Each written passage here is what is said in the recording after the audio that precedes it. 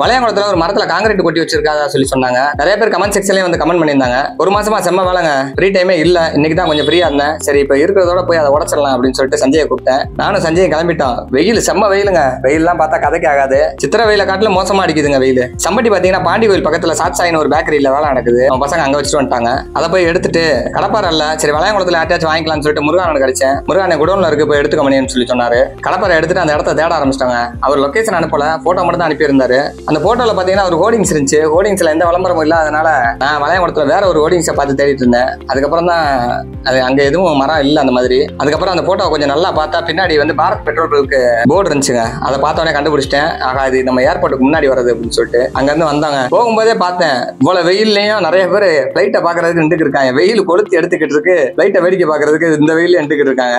சரி அவங்களுக்கு அதுல ஒரு சந்தோஷம், நம்மளுக்கும் ஒரு சின்ன சந்தோஷம், நம்மளும் பார்த்துட்டு போவோம்னு சொல்லிட்டு போயிட்டு வரும்போது பிளைட் ரெண்டு வேடிக்கை பார்த்துட்டு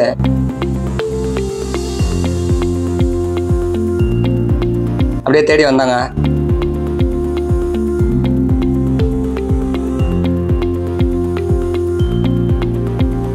தேடி வந்தா கரெக்டா மரத்தை கண்டுபிடிச்சிட்டோம். ரொம்ப காங்கிரீட் கொட்டியிருக்காங்க, நிறைய கொட்டியிருக்காங்க. இவ்வளவு காங்கிரீட் உடைக்க முடியுதான்னு தெரியல. நல்ல பெரிய மரம் தான் பூக்கும்.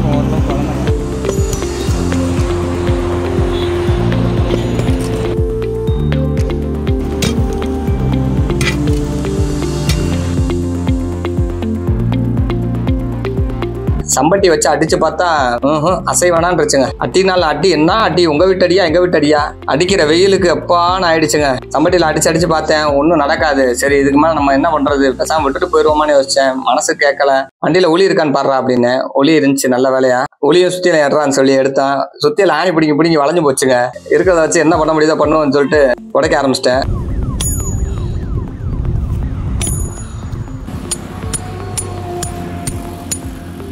அதுக்கப்புறம் படையப்பா படம் தான் ஞாபகத்துக்கு வந்துச்சு. படையப்பால ரஜினி கல்ல புழக்கிற மாதிரி நம்ம இந்த காங்கிரீட்டை பொழந்து பார்ப்போம்னு சொல்லிட்டு பொழந்தான். அது நம்மளை பொழந்துருச்சு. ஒரு கிராக் ஒன்று ஓடி இருக்குங்க, ஆனா குத்தி அதை பேத்து எடுக்க முடியல. என்னடா செய்யறதுன்னே தெரியல.